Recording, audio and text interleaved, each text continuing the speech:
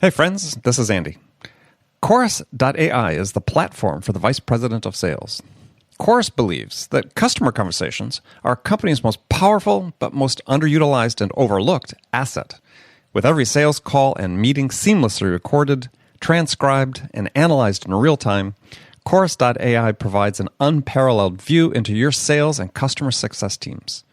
Highlight coachable moments, uncover insights about your competitors, proactively identify at-risk deals, and so much more with Chorus.ai's elegant and easy-to-use solution for today's data-driven sales leaders. And even better, reps can get started for free today and start seeing real results within the first 5 minutes simply by going to hello.chorus.ai/signup. That's hello.chorus.ai/signup. Remember, Chorus.ai, today's platform for the VP of Sales. This episode of Accelerate is brought to you in part by DiscoverOrg. Looking to close 4 times as many deals in half the time? DiscoverOrg's industry-leading, human-verified sales intelligence gives you all of the data and insights like direct dials, org charts, planned projects, verified emails, and executive moves you need to stop wasting time on research and spend more time talking to the right decision-maker with the right message at the right time. Their team of 250-plus sales researchers do all the work so that you don't have to. 2,500 companies are already using DiscoverOrg to win more deals. So check them out at www.discoverorg.com. That's www.discoverorg.com.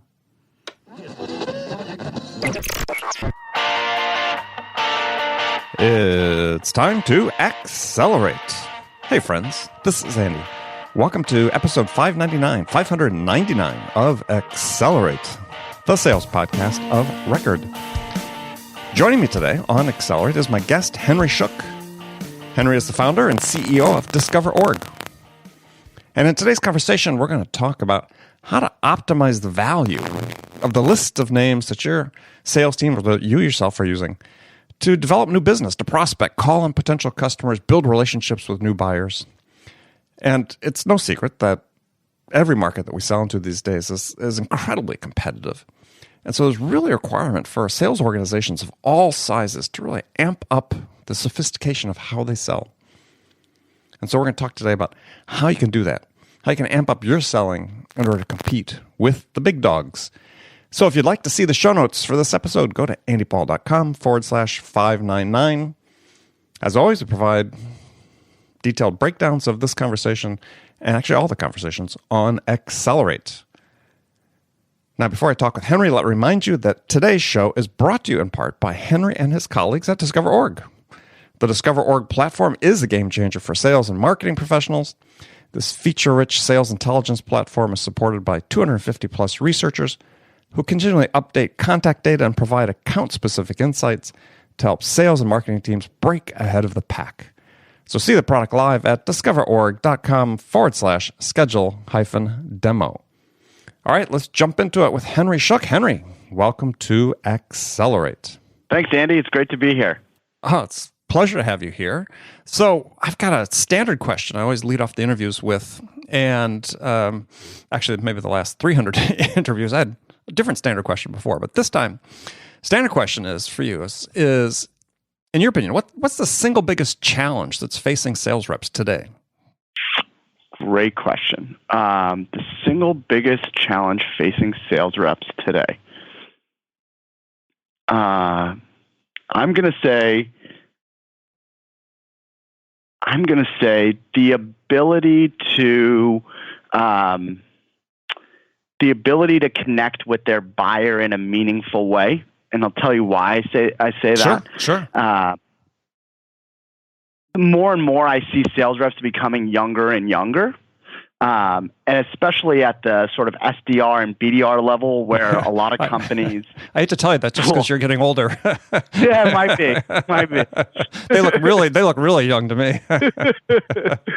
But we'll hire them, and we see our clients will hire sales reps, right out of college. Sure. Put them on the phones, and they'll say, go set appointments with CIOs and VPs of infrastructure and VPs of sales and VPs of marketing.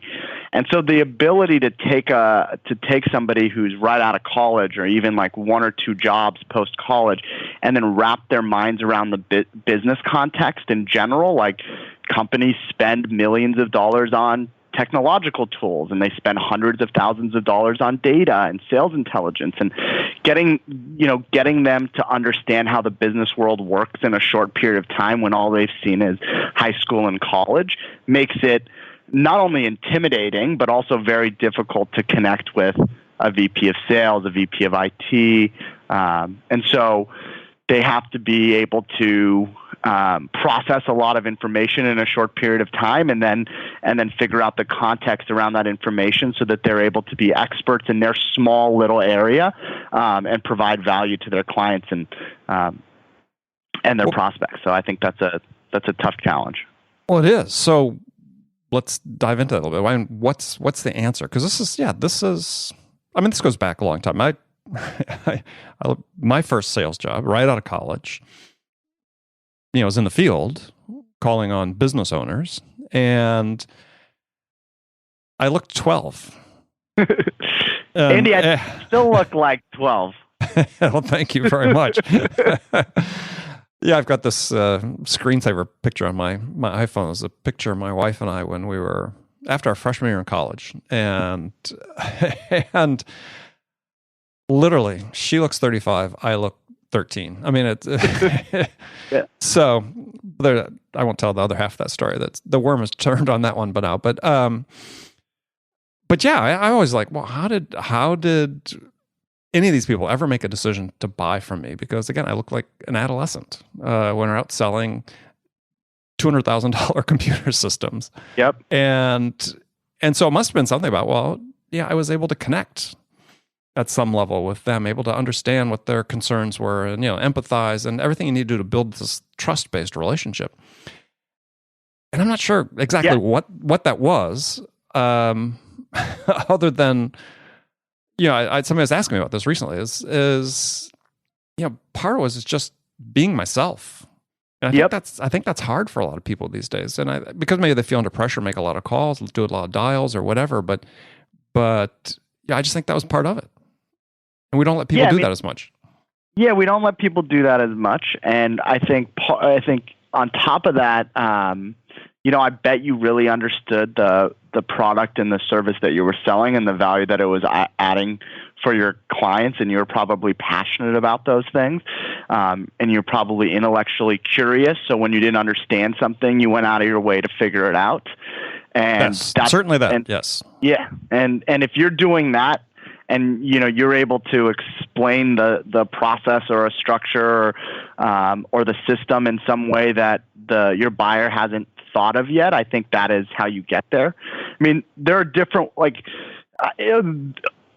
it shouldn't be confused with like rapport building, I think, because I think a lot of people go, okay, I'm going into a sales call. I gotta the whole like, oh, I saw a picture of his son likes soccer or something, or talk to him about the baseball team he likes.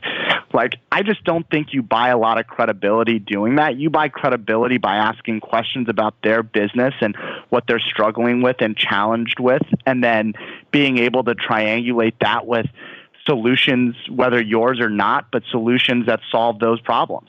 And the more you ask questions and the more you dig, the more you're going to understand and the better prepared you're going to be to solve those problems.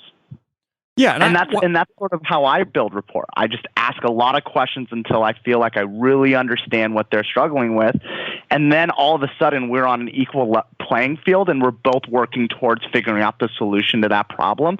And that feels like a really good place to be. Oh, I agree. At the same time, I'll defend small talk because I've just experienced through my life and through my career that it works in terms of helping to make that connection. I mean, it can't be trivial or stupid, right? I mean, it has to be authentic, and you have to be, it has to be authentic. You have to be authentically interested in someone else, and they understand when you are being as opposed to when you're not. I mean, if you're coming in, you said just sort of scanning the room and oh, your daughter plays soccer. It's like, yeah, that doesn't do it, right? But if it's something that we did a training years ago at our sales kickoff where we gave everybody a couple people's LinkedIn profiles, and we said, okay, use these to figure out how you're going to build rapport with these different people if you were on the call with them. And then people looked at them and they had a couple ways. None of them were really great. And the guy who was putting on the session said, look at the first guy. Before he went into technology sales, and he's had 20 years of technology sales experience, he was selling, he was a sales guy for M&M's, the chocolate. Mm-hmm. Yeah. It's like, that's a really interesting thing to ask him about. And so the way you build rapport with that guy is you go, John, like, I was looking at your LinkedIn. It's so fascinating. You spent 15 years at M&M selling chocolate. How does someone go from selling chocolate to selling technology? And, you know, the guy, like, when you say that to the guy, he lights up. It's an interesting thing to talk about. You're showing genuine interest, and it's so much more powerful than, you know, I see your daughter play soccer. Well, even something that's more lighthearted. I mean, something like, I see you work for M&M. So why do the blue ones taste different than the rest of them? Yeah. Yeah. I mean, just something simple like that is people will laugh and they'll say, yeah, and then you open the door to talk about it. I mean, you know, you don't always have to, you know, tie it back to the business, but it's just like, be funny, make it authentic if that's who you are. Well, I heard sort of along the same line, an interesting story. It's on one of the late night shows. I had on my DVR, I was scrolling through it, and Jerry Seinfeld was on. And he talked about how his father had been in sales. And his father had this game that he played where, you know, he was trying to build rapport with someone, and he was talking about the people had, you know, all you think is an old-time person sitting behind a desk, grim face, not breaking a smile. And I encountered many people like that. And I sort of ended up doing the same thing Jerry's father did, is suddenly the whole sales call came about making him break that face. Yep. And sometimes it was completely pointless, but sometimes that's what it took to get the person just to relax and understand that you're not there trying to shove something down their throat, but you're there to help them. You're another human being, because, you know, they went into the whole encounter with their walls up. Well, how do you help bring those walls down? And I thought that was, sort of an interesting way he had phrased it. The way his father did is, trying to break that face. Yeah, definitely. A little harder when you're on the phone, perhaps in some respects, harder when you're on the phone, because you can't see the person.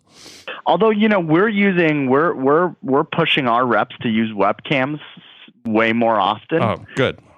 And it works. Our reps who own webcams, you know, look, what happens when you're on a call and you're not using a webcam? You're free to respond to emails, look at your phone. Oh yeah, multitasking. And when a call gets boring, your mind drifts. And so I actually found myself on calls when they would get boring or they would be off, the sales rep or somebody else would be off on a tangent. I would end up going on Facebook. And then I realized after like 4 or 5 times of doing that, it's like, what are you doing? Like, you can't there's so many better things for you to be doing than flipping through Facebook on this call. And you should probably be listening. But in the meantime, I went to IT and I said, block Facebook. Just block Facebook. None of us really need Facebook right now at work. And I'll be the first one to have it blocked. Like, block me first. And then from a habit perspective, all of a sudden, I don't really need to go to Facebook anymore. It's just not something I do. Yeah. Well, and that'd be talking about habits. So you and I were talking about this a little bit earlier before we started recording. Is that we're incapable of multitasking. You know, the science is absolutely clear. We as humans are incapable of doing it.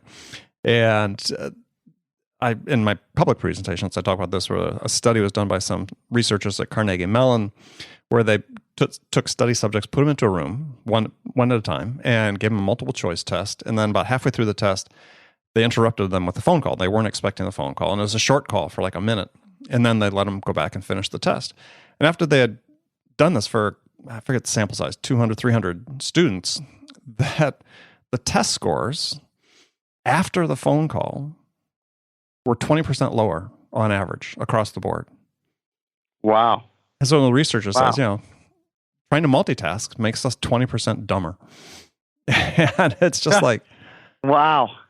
Yeah. So it's hugely powerful, right? And so those habits you talked about, turning off Facebook or just telling your reps if they're on the phone, they got their headset on, they got to put their phone in the drawer, or they got to turn it off and leave it in their car, because especially if they're going in to talk to a customer, they definitely need to leave the phone in their car or in their pocket and just ignore it. But it's so hard. I tell the story of doing it with one client, about 100 people inside sales team, about 100-person team, and I had them raise their hands because what I found is I was giving they paid a lot of money to bring me in to give them a full day workshop. Is a lot of people were on their phones. So I said, okay, who looks at their phones when you're talking to a customer? Right? Yep. If it's on the desk and you get a push notification, who looks at it? And they almost all did. And it's just like, okay, you spent all this time and effort to actually be able to grab the attention, to get that prospect on the phone. And what do? You don't pay attention to them. Yeah, and I think that actually is a powerful differentiator in and of itself. Like when you're talking to a customer or a prospect and you're giving them your full attention, you never look at your phone, you're focused on them. If you think about the other interactions in their lives, most of them are interrupted by the other person looking at their phone. Sure. Or and all of a sudden you're unique in the respect that you are giving them your full attention. Yeah, I mean, again, researchers have a term for this, what they call super checkers. It's people who check their phone more than 52 times a day, I believe. and the demographic skews somewhat by age, as you might expect. So yeah, it's we have now a habit of checking our phones. Yeah, we need to now learn the habit of checking them, but not while we're talking to customers. Yeah, exactly. Yeah. Very interesting. Okay, so you have an ebook that DiscoverOrg published. That is an interesting ebook last year called Sales and Marketing Intelligence is Democratizing Growth and Driving Disruption. And in it, you talked about how there was a moment in time you found yourselves sort of stuck and you said you needed a DiscoverOrg for DiscoverOrg. And I'm sort of curious what you meant by that. Yeah, so just for listeners who don't know, DiscoverOrg is a sales intelligence tool. So what that means is we provide really accurate data on companies, contacts, and contacts technographics, so what technologies companies are using, and then intent data around what companies are searching for online, what their next projects and initiatives are likely to be, how much they're going to spend on those initiatives, and when they're going to pull the trigger on those initiatives. So you have that information, you have the technology stack, and then you have highly accurate contact information, direct dial phone numbers and emails and org charts on the different departments. So in 2015, we were putting the budget together for 2016, and we took we were really aggressive around our projections, and no matter how aggressive we could get, there was a $6 million shortfall between what the forecasted budget was and what we thought we could achieve internally. And so we sat there and thought, well, how do we make up this $6 million shortfall? And I have my entire leadership team, and the first answer is like, we can't. We've pulled every lever. We can't. Like, okay, so let's just imagine a world where you could do anything you wanted, where you had access to anything. We could spend as much money as possible to make that $6 million shortfall up. Then what do we do? And then again, my head of sales goes, we can't do it because we don't have accurate information on our accounts or our prospects in those accounts. And so here we are. It's 2015. The cobbler's kids have no shoes, right? Exactly. We're literally solving this problem for 2,000 customers around the country, some of the biggest technology companies in the world, mom and pop shops, and everything in between. We are solving that issue for them. And we weren't solving it for ourselves. And our CFO said, well, if that's the problem, then we are the most capable people in the world at solving that for ourselves. So how do we solve it? And so we said, okay, at the time, DiscoverOrg didn't cover the sales departments of companies. We covered IT, marketing, and finance. today we cover IT, marketing, finance, HR. And we said, okay, well, we need to cover sales for ourselves.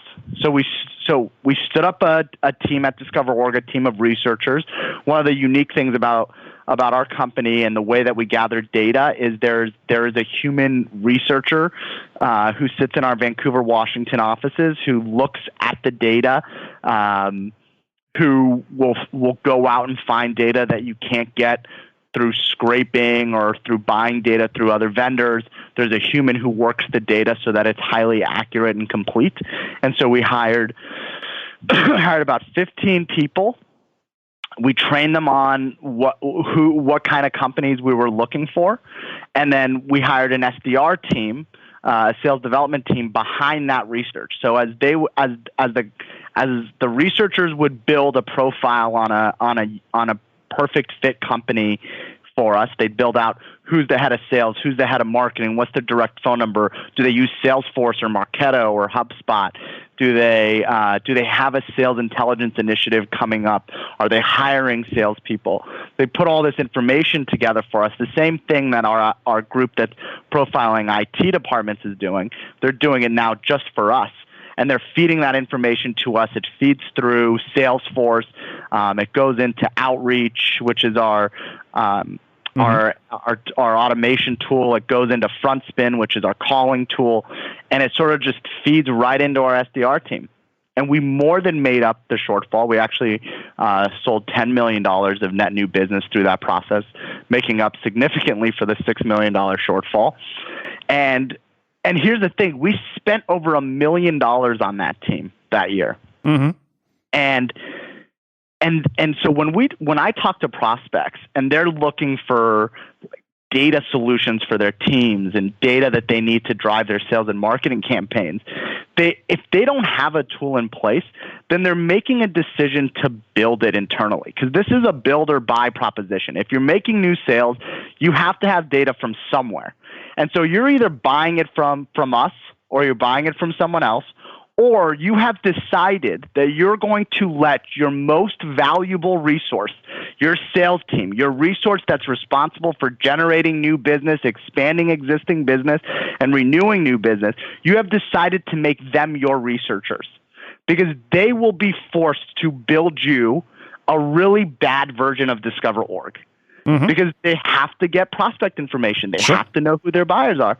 And so companies are making a build or buy decision. We unfortunately didn't have anywhere to buy this data from, nothing that was accurate enough for us to feed through our systems. And so we built it, and it cost us over $1 million to do, and it'll cost us slightly less than that a year to keep maintained and to add more. But it's exactly what we needed to run our sales team. Yeah, really, really interesting story, because it's not unusual, right? I mean, companies sell solutions, maybe aren't using it to the fullest extent themselves. But I mean, in that same ebook, there was an interesting quote, though. Something I wanted to explore a little further with you because it's talking about democratizing growth through the availability of data, right? That's sort of levels the playing field. But there's a quote in the ebook saying, despite the wide availability of data intelligence, many companies still cite lack of high quality account and contact data information intelligence as the top inhibitor to growth. So, and I find this is really especially true in the SMB space.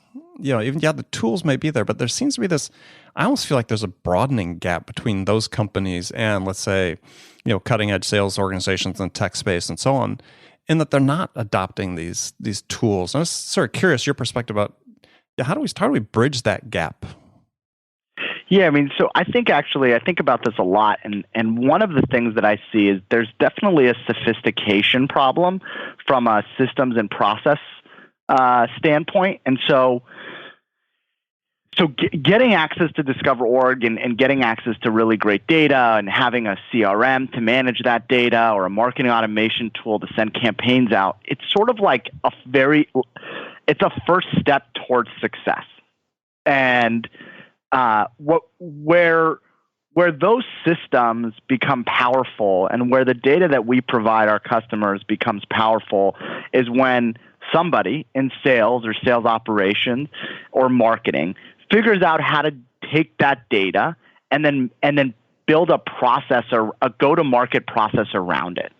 And that's where I see so many customers fall off. Really what we see is SMB customers are not very sophisticated around building a real sales engine. So being able to start with data, feeding it into a campaign either in Salesforce, their CRM, or Marketo, a marketing automation tool, having that data go in front of a sales rep to make calls against, making sure that every single day you're blocking and tackling against a process where you're making a certain number of outbound calls and setting a certain number of demos that lead to a certain number of opportunities, and making sure you're tuning that engine along the way. In very small companies, there's very little sophistication, and so that process looks more like, okay, we bought DiscoverOrg, we're going to give it to the sales reps, we're going to tell them they should make calls and try to find new opportunities through it. Go. And that's what the process looks like at the SMB level. And as the companies get bigger, as sort of in the mid-market, if you think of companies with over 75 employees up to, call it, 1,000 employees, that's where we see the highest levels of sophistication around process. That's where every dime that gets spent is built into a really well-managed cycle and process, and they're getting the most out of their investments. And then as companies get over 1,000 employees, we see sort of the sophistication level fall again. And then in those companies, again, it's like, okay, we need a data tool. Buy DiscoverOrg. All right, sales guys, here's DiscoverOrg. Go.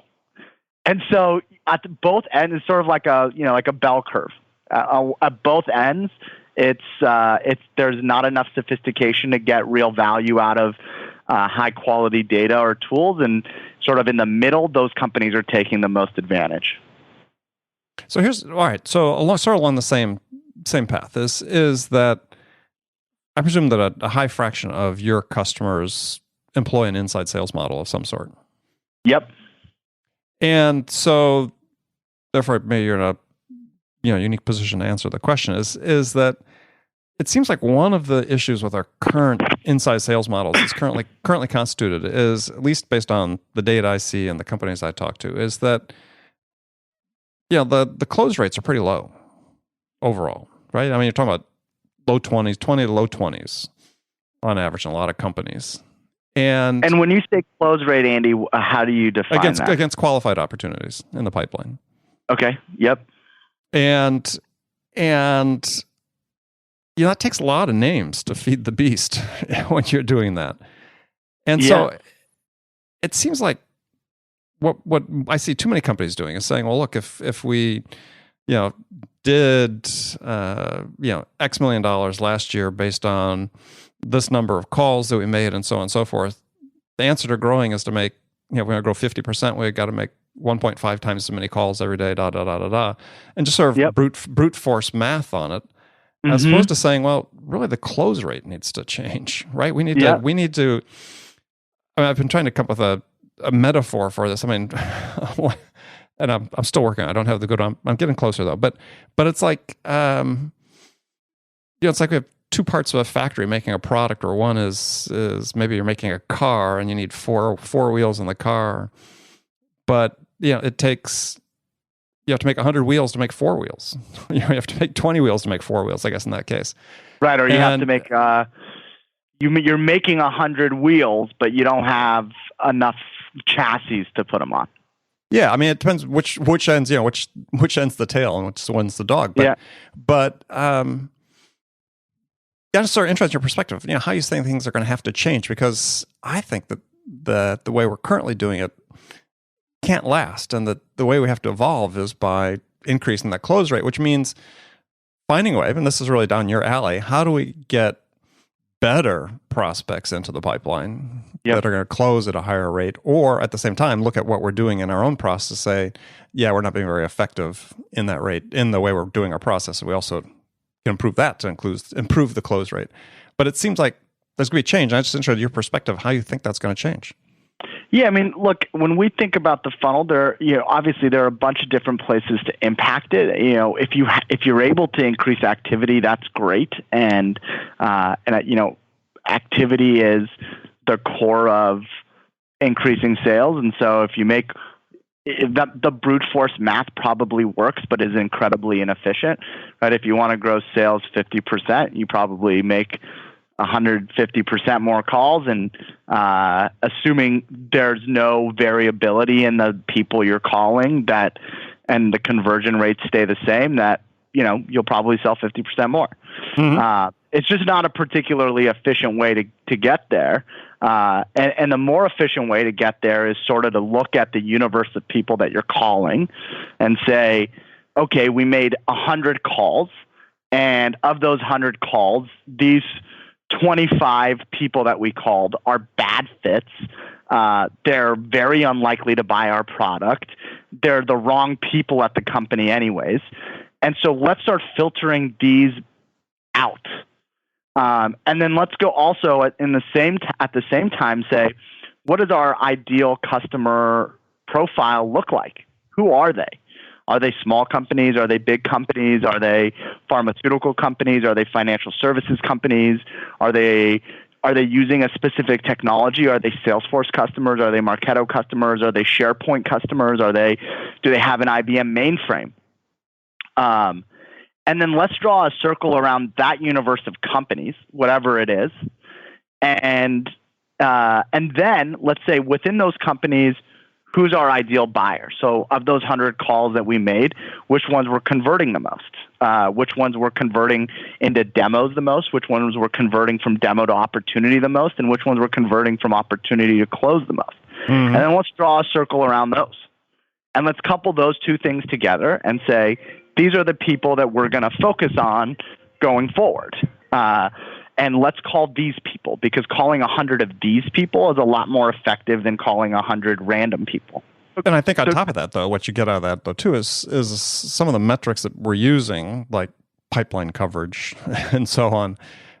Those metrics need to change. Yep. I mean, we have to get better at closing. You start with the process you're talking about, and then layer on top of that, we just have to get better at closing the ones that truly are qualified to buy what we have. Yep. Right. And then, there's a whole element there of, are you with power, or is there a real buying need? Mm-hmm. Do you have enough coverage within the account to get something done? And, what we see a lot, or what I see a lot, unfortunately, is when we go into large accounts, we have this sort of muscle around selling into that sort of 75 to 250 employee company. When we go into large accounts, the dynamic changes significantly. Yeah. And so you run a sales process with a director of sales operations, but that person doesn't really have the clout to push the deal through. And so unless along the way you're going back and checking in with the VP or the president of the group who actually does have the clout to push in, then at procurement time, you're in trouble. And so just knowing the dynamic within your account and knowing that you have coverage across the decision makers becomes more and more important as well. Yeah. Well, very good. Unfortunately, Henry, we're just running out of time here. So tell folks how they can find out more about DiscoverOrg and connect with you. Yeah, absolutely. So DiscoverOrg.com is our website. We're on Twitter at DiscoverOrg.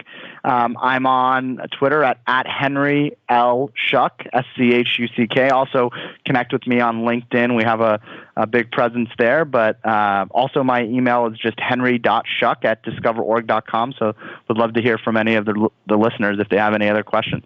So great. Well, Henry, thanks again for joining us, and thank you for being a great partner of Accelerate as well. We really appreciate it. And friends, thank you for spending this time with me today. Make sure you come back, join us for our next great episode of Accelerate. Until then, if you get a chance, I really appreciate it if you go to iTunes, wherever you listen to this podcast, subscribe, leave us a review. We want to hear what we can do to make this a better experience for you. So thanks again for joining me. Until next time, this is Andy Paul. Good selling, everyone.